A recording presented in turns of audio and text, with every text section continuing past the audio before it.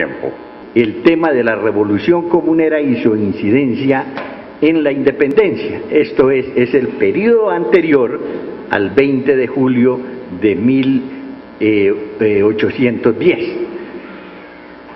Y yo propuse este tema porque, bueno, yo debo manifestar que no soy historiador. Yo soy abogado de la Universidad Nacional y politólogo de la Universidad de París. Y lo que sé de historia es aquella parte histórica que uno debe estudiar para formarse en derecho, y el componente histórico que se enseña en cualquier grado de politología. Entonces, ese es mi haber histórico, pero no soy un historiador.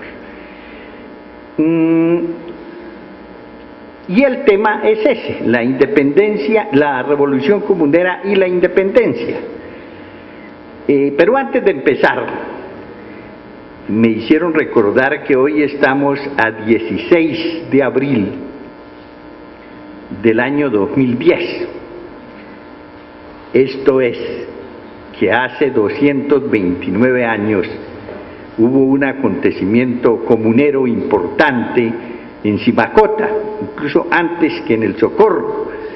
En Simacota se leyó por primera vez lo que se conoce como nuestra cédula.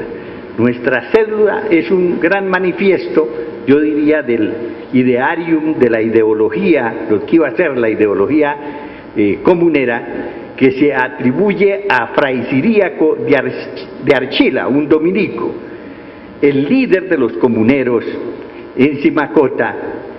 Era pariente de Archila. Entonces Archila, este monje bogotano, le mandaba documentos, le mandaba escritos, el principal de los cuales se llamó así la cédula. No tiene la palabra cédula el significado que hoy le empleamos, sino llamémoslo el manifiesto del común.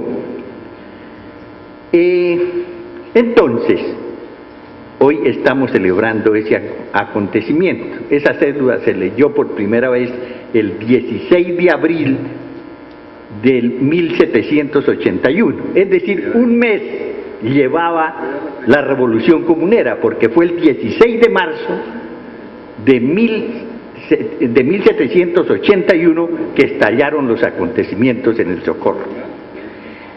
Debo advertir que si hay un vacío en la historiografía nacional, no tanto en la historiografía nacional, sino en el manejo de los acontecimientos patrios, es que se pase por alto el 16 de marzo de 1781 y no haya conmemoración ninguna. Entonces, para poder desarrollar el tema, me referiré sistemáticamente a 3 puntos. La diferencia entre la revolución comunera, entre la rebelión comunera y la revolución de independencia. En segundo lugar, la influencia comunera en la independencia. Y en tercer lugar, las interpretaciones de la independencia. En cuanto al primer punto, las diferencias entre la rebelión comunera y la revolución de independencia, hablo de la revolución comunera no para quitarle fuerza, importancia, sino en razón de sus resultados.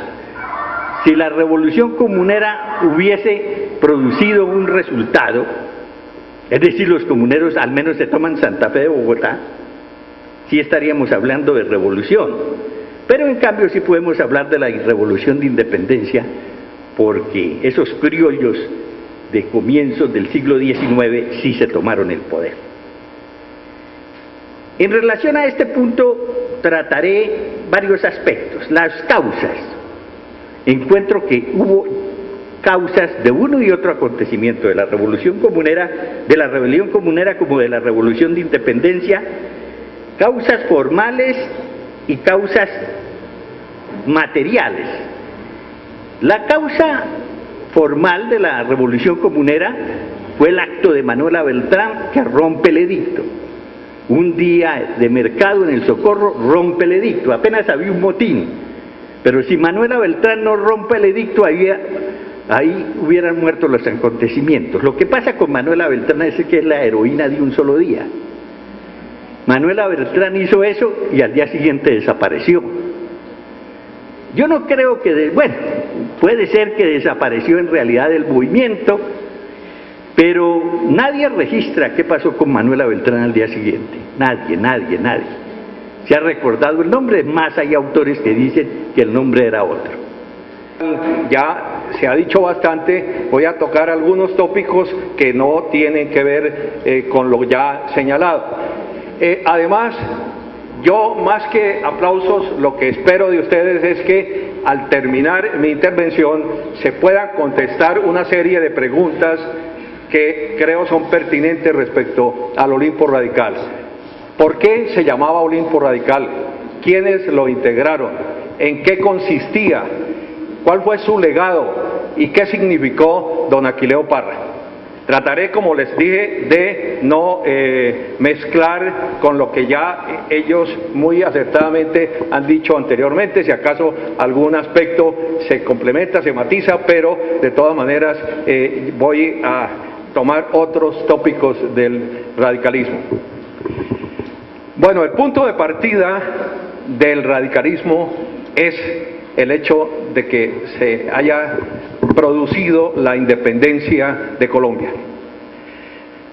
No habría palabras para hablar del heroísmo, de la maravilla que fue el hecho de que nos independizáramos de España, de que se iniciara una nueva república, de que pues se empezaran a ensayar algunas formas de gobierno, pero definitivamente la tarea estaba inconclusa. Después de estos cambios, que como muy bien decía el doctor Pedro, más que todo se hicieron para tomarse el poder, de todas maneras subsistían una serie de elementos que eran típicamente coloniales. Teníamos un latifundismo exagerado, teníamos una serie de impuestos prácticamente los mismos que desde la época de los comuneros se venía luchando por ellos, había una cantidad de privilegios, o sea, en últimas, lo único que había cambiado eran los propietarios del poder, los detentadores del poder. Si antes eran los españoles, si antes eran las autoridades que venían de Allende los Mares, en este momento o después de la revolución de 1810-1819, que es donde verdaderamente se concreta con la batalla de Boyacá, Pantano de Vargas, todos los aspectos que ustedes muy bien conocen, realmente lo que quedó fue un grupo de militares, de terratenientes y el clero mismo dominando totalmente el país, y el país en las condiciones prácticamente idénticas a como había estado hasta ese momento. Entonces, esta situación fue creando un descontento, naturalmente. Más de una persona, sobre todo si tenía algún sentido social, algún carácter libertario, estaba tratando de rebelarse contra esta situación que era a todas luces injusta. A su vez, en el mundo se estaban produciendo una serie de revoluciones y de movimientos bastante significativos en el campo de la igualdad, de todos los ideales que ya se habían planteado desde 1789 en la Revolución Francesa y que culminan en una especie de segunda Revolución Francesa en 1848. Y entonces